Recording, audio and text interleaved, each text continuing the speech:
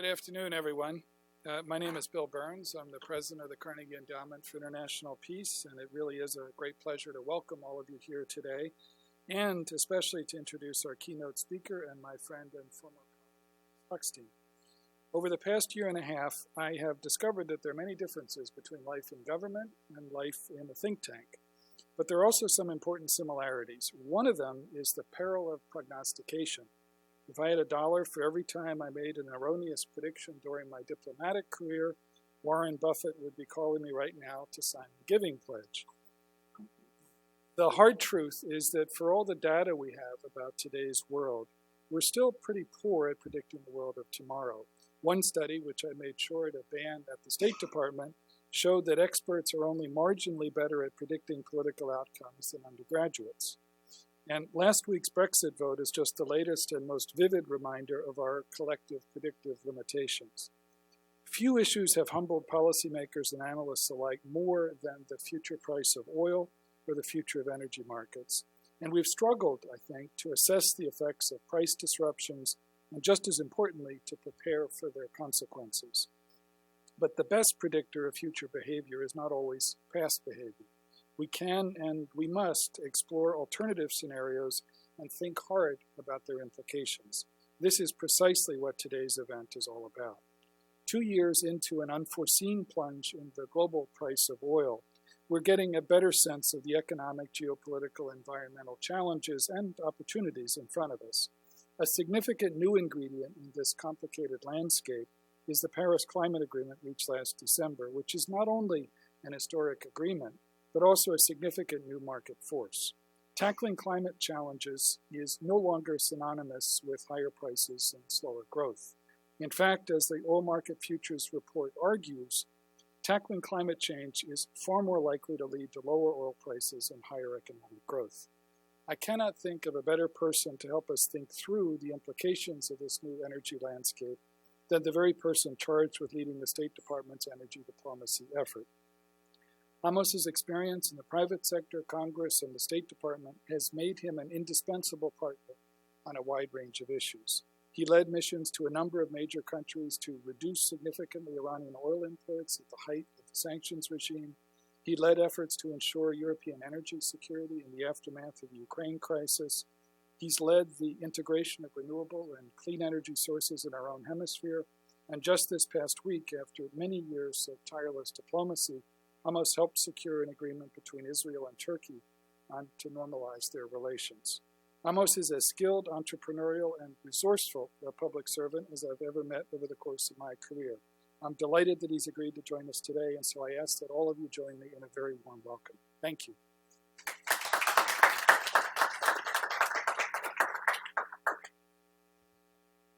Thank you, Bill. I think it's extremely humbling not only to be here, but to be introduced by you is a humbling experience that I think for anyone who worked in the State Department, and I envy all who work at Carnegie under your leadership. We miss you at the State Department. I think more importantly, the country misses you.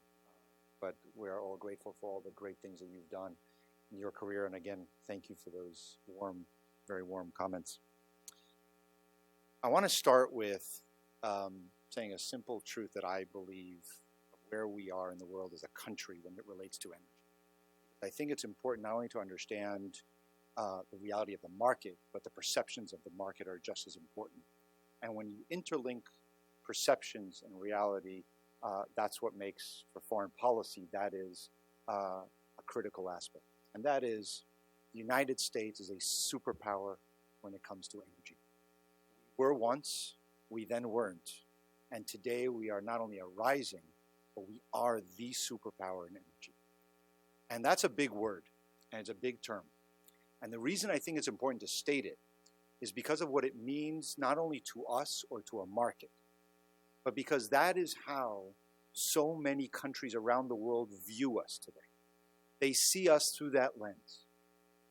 But the question becomes, what does it mean to be a superpower in energy? And I'll get to that in a minute. This has been a transformational time.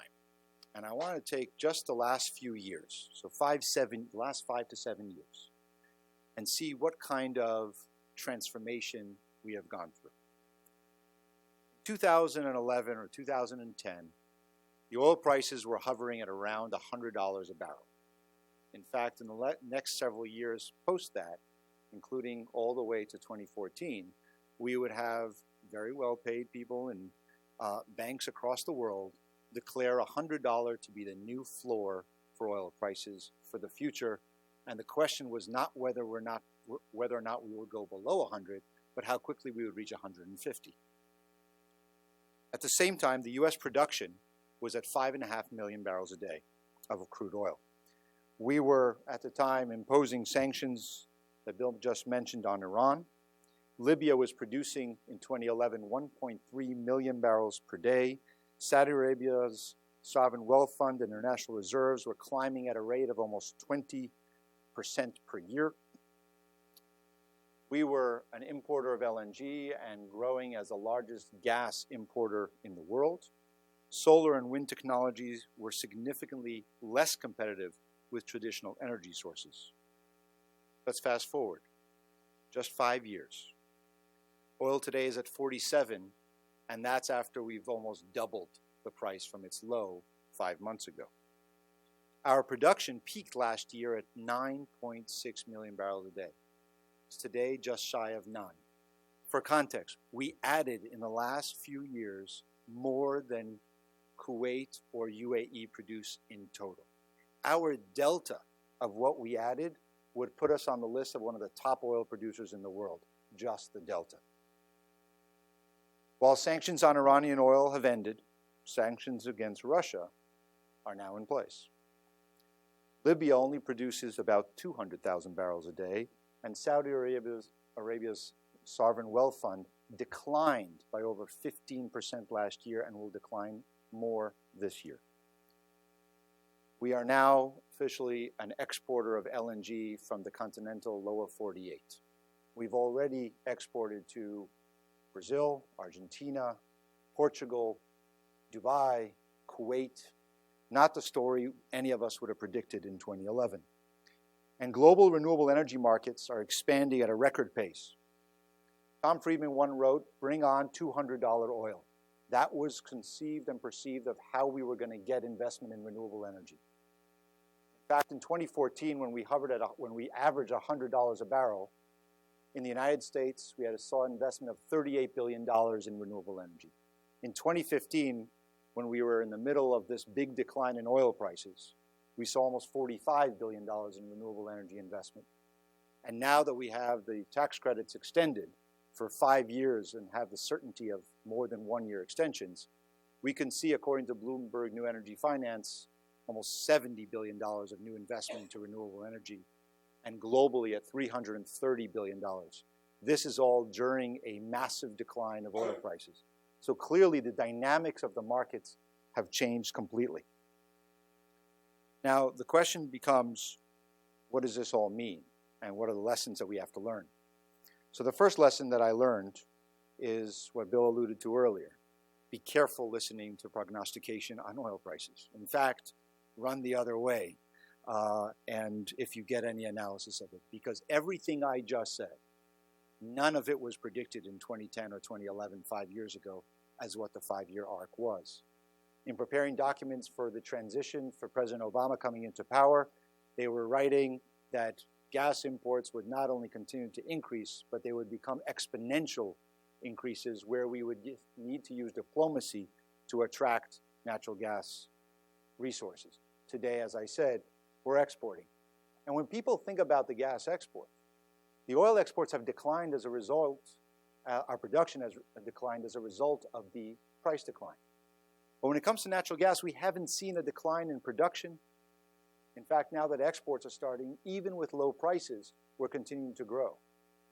And this margin is not only about the shale gas revolution.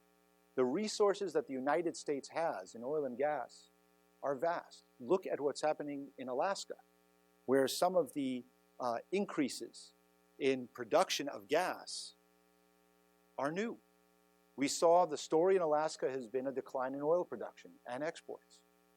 But now we're seeing increases in Alaska. And EIA estimates that at Prudhoe Bay, the nation's 10th largest gas field, while the oil has declined, the production has risen 3 trillion cubic feet.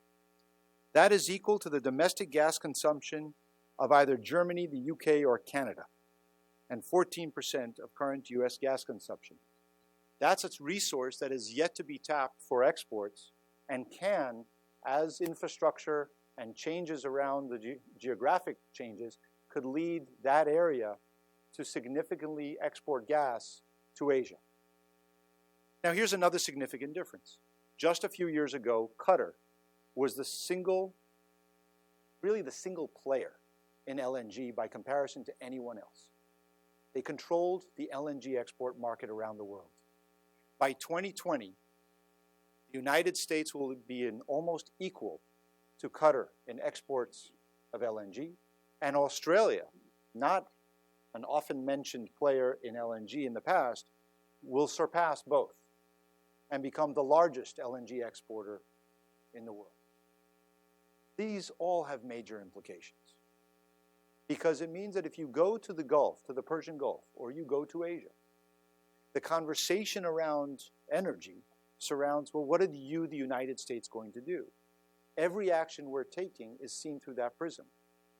How many articles have been written in the Gulf among intellectual magazines about what is the covenant between the United States and the Gulf? Now, I don't subscribe to this point of view. I think it is flatly false. We provide natural resources. You provide security and diplomacy. Now that that has been broken because you don't need our energy, what does that mean about the United States' commitment to the region? The easiest answer I usually have is, have you seen Secretary of State's travel schedule recently? And you can conclude what if we have moved away from the Middle East. Quite the opposite. It's not energy-based. But it does mean that it changes the nature of our relationship. We have gone from a consumer equal to now a competitor, but not a competitor in an aggressive way, not a competitor in the negative sense of the word, but really a competitor as we are partners in the energy sector. Here's the next area of where the change has been so dramatic, and that's on renewable energy integration. I believe that Washington, D.C. is one of the last places on earth that still looks at the words renewable energy as a mutually exclusive to everything else in energy. And it's a political tool of brown versus green. One has to compete with the other, and you say the renewable energy, you either hear, that's terrible, it's against oil or gas, or that's great, we're going to undermine everything else. The reality is that when you talk about $45 billion of investment a year in renewable energy is not because of ideology. These investments are not ideological investments. These are because they make money. And at the end of the day, the debate about renewable energy needs to move away from the 1990s and the early 2000s into a new phase. We're going towards technological advancements in renewable energy that have reduced the costs so dramatically that they are becoming the energy future. It's not going to happen overnight, and we can't pretend that they are going to happen overnight. Natural gas can serve as that transition fuel into a renewable energy world. But look at where this is really making a difference. UAE, a country that relies throughout its history on oil exports for its largest part of its revenues, they have made over the last several years a commitment to renewable energy, fighting to host the international organization IRENA, the International Renewable Energy Agency, creating Masdar, renewable energy city, and putting enormous amount of resources. And if you listen to the leadership that say publicly, we cannot have a future that is only on oil-based. It has to rely on renewable energy. And when oil prices declined, the result in UAE, the action that was taken, was removing the fossil fuel subsidies, understanding that this is the time to take advantage of a new energy future. So I don't believe that we are simply, as some would suggest, in another curve of decline. Oil prices will lead to a lack of investment, which will then lead to a shortage of oil, which will then lead to increasing prices, and the world will go back to what it was before the decline. The same as the 1980s, the same as 1998 when we had $10 a barrel. I don't believe that we are in the same cycle. I believe that fundamental changes have happened in the energy sector that have changed it for forever. We just don't know exactly how it's going to play out. One factor is the rise of the United States. No longer a country, the rise of the United States as an energy producer, not a country where you have a single point of leadership to call. Nobody to go to an OPEC meeting even if we wanted to. We have over 4,000 producers. So no central figure can control production. That means that the market becomes the swing producer for oil. The market, the democratization of the oil market, is subject to what price it will be at controlling production. That's a big change. The second is the renewable energy change and efficiency. And here's where I get to why I think we are a superpower in energy. It is not only because we have increased production of oil and gas. It's because of oil and gas, and because we're the leader in renewables, in solar, and in wind, and in geothermal, and in efficiency standards, and in investment in R&D, in innovation. And at any way you look at the word energy, we are a leader. And the world is looking to us for that leadership. You expect around the world, when you ask the question, what are the states in the United States that are the leaders in renewable energy? Say California. Some say Washington State because they think the politics of the state translate into renewable energy. You say Texas, but it's true. If you look at the wind energy coming online in Texas, it ain't about the politics. It's about the business side. That's why Texas is a leader. So that's why when you see that the twin engines for renewable energy, Texas and the UAE, that's the new world that we are going to. The reason that I think Paris was such a success was not only because of the tireless efforts from the President of the United States and the Secretary of State, but a recognition worldwide that we're entering into a new era, that we cannot simply stick to the old paradigms on energy versus climate. It's all now together. It's all combined. There's a recognition worldwide that energy policy is climate policy and vice versa, and therefore it will take diplomatic efforts to address it on the defensive side, on the aggressive side. We still have energy being used in pockets of the world as a tool, as a weapon. If you look at Europe and how Russia deals with Eastern Europe on the supply of gas, or in our own hemisphere, in the Caribbean and Central America, where Petrocaribe has been able to be used as a tool, as a lever for political purposes. But what's changed in the Caribbean and in Central America? The same thing that I just described in the Middle East.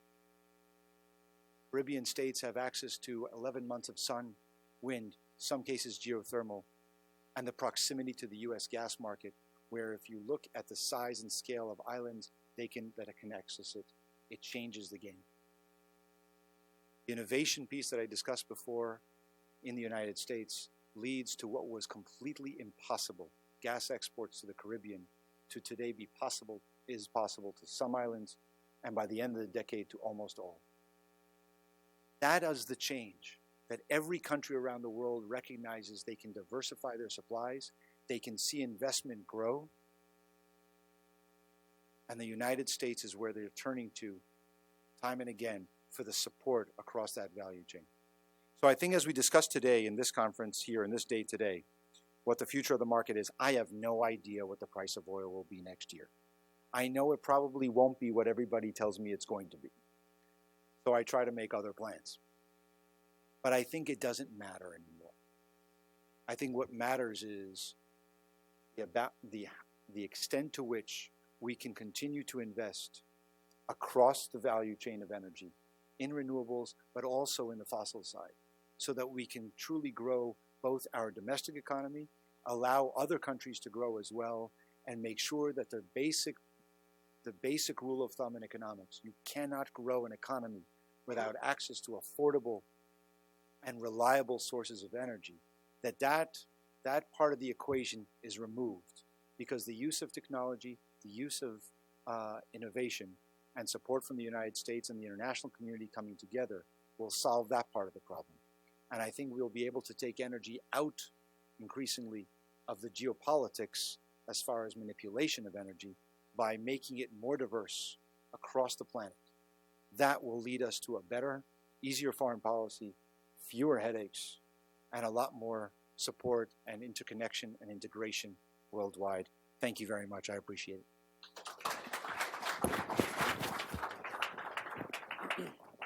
Good afternoon. My name's David Livingston. I'm an associate in the Energy and Climate program here at the Carnegie Endowment. Amos has been kind enough and gracious enough to offer to answer a few questions before he has to leave. We're going to go around very quickly. Please state your name. Please state your affiliation. Make sure your question is one sentence or less. Thank you very much. Good luck. Let's go. Who has one? Yes, we've got one over there. I'll take two more as well. We'll take them in a round of three. So we've got one question over there. Are there any other questions? Let's start with that. Let's go. Hey, Aaron Hurtis, Cater Communications. What do you think the foreign policy implications are of battery prices and solar prices and other clean energy prices dropping much more rapidly than expected? I think that the next big innovation that will be the game changer is going to be exactly what you described, the battery and storage capacity. I think the question is no longer if, but when, and that I don't know. But it changes the entire dynamic because of how widespread we can make these changes. When you have a small country and a small economy that can now rely on storage, we're not only going to change their future, we're changing the nature of energy markets because utility will no longer be the main supplier, but rather the backup supplier. And when Elon Musk made that announcement last year, I happened to be in Germany meeting with the CEO of the largest utility. And as that announcement was being made, and he said to me, "You don't understand, what happened today just means my company is now on a clock when it will cease to exist as we know it today. I don't know what it will look like anymore as a utility, but we're now it's now about time when we will stop and how ahead of the game we can get." So I think that's the next big changer. It changes foreign policy entirely because of the nature of dependency. Eastern European countries will be able to suddenly use renewable energy in addition to diversification of gas resources as their independence from control by other countries, bring down costs, et cetera. So I think it will have major implications just in different ways and forms. In some cases, diversity, in some cases, economic independence. Island states will be able to change their entire dynamic doing that. Right. Do we have one more question? Yes, right up here. I'm Chakri, energy analyst from Iran, and I have a question about the LNG sector. As you mentioned in your presentation, U.S. to be going to produce as Qatar by 2022. And Australia has a huge investment in LNG. Russia is planning to increase its share from 5% to 15% by Yamal project, and other countries has own project. Is it, from your point of view, is it beneficial for U.S. to export LNG to Europe or East Asia, such Japan is? We can see oversupply in the LNG market, and I think the price goes down. And is it beneficial for the U.S. to be more export and invest in LNG sector or not? Well, I think the price of LNG has already dropped. If you look at the prices a year and a half, 2 years ago, in Asia we were at $17 to $20. In Europe we were at $11 to $14. Today we're in Asia at around $7, $8, and in Europe we're seeing prices as low as $4.50. So it doesn't have much room to drop below $4.50. And here in the U.S. we're at $2.60 or so, $2.70. So it's extremely cheap. But I think what you're seeing is just taking advantage of new technology. Pipelines are just not as advisable anymore. I've called it before a Catholic marriage of sorts. You build a multi-billion-dollar piece of infrastructure that connects the two of you, and the supplier and consumer are now connected to each other. But if you take that element out and you make it flexible, and I can buy LNG from anyone. And I think that by LNG terminals no longer being fixed assets on shore that cost billions of dollars themselves, and we move them to floating LNG terminals that cost $200 to $400 million, we've gotten to a point today that gas traders and shipping companies are willing to give a country the LNG terminal, the floating LNG terminal, for free. All they have to do is sign a contract for 5 years or 7 years of gas. That's how cheap the infrastructure side of it is. But the flip side is the flexibility for the consumer. There's a reason why when Lithuania put in an LNG terminal, a floating LNG terminal, they called it, one, the independence. And second, it was the first country to ever renegotiate a contract with Gazprom mid-contract, mid-term. It was the first, but not the last. That is what this technological innovation has changed. And I think as we see this continue, you're going to see more. So I don't know, oversupply, again, that goes to prognosticating as to how much gas is going to come into the market. If you tell me how much demand for LNG there will be in China, in Korea, in Japan, in India, I'll answer your question as to whether or not we're going to have an oversupply or not. But that's hard to do. I think the dynamics of who's selling to where will change, because with Australia coming on with this over 100 BCM of gas, with its proximity to Japan and Korea, as take-or-pay contracts start expiring, you're going to see some of that, the nature of who's supplying whom will change as well. That, again, I'm not here to represent the energy industry. I'm here as far as U.S. government. I think that's all a great thing. And it doesn't matter if it's American gas or not. A flexible gas market is good for global national security, is good for economic security, and is a great transition fuel to renewable energy future. It's been hardly a quiet news cycle these past couple of weeks, and I think you've probably got some fires to put out. So we appreciate you joining us today. Thank you very much. You're always welcome back at the Carnegie Endowment. Thank you. Take care.